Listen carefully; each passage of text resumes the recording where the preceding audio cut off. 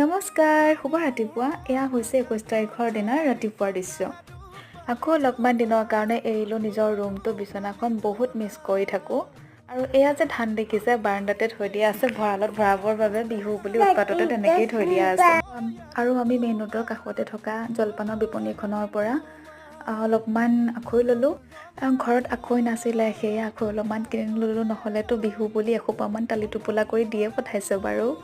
আৰু আহি কলীয়া ভোমোৰা দলং পোৱা মানে ঘৰখন পোৱা তেনেকুৱা লাগে। আৰু এই নামঘৰ ভাগ যে দেখিছে, মোৰ গাঁওখনৰ মোৰ মৰমৰ নামঘৰ। দুবু আহি পায়ে ককায়েকৰ লগত বহি গৈছে খেলিবলৈ। মা বৌ দুইজনীয়ে মিলি ভাইটি দুইজনকে ভাত দিলে খাবলৈ, খাই মেলি আজৰি হ'ল।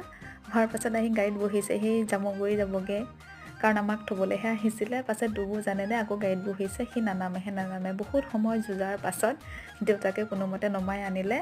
অনাৰ পাছত সেয়া ফুৰাওঁখন গ'লগৈ।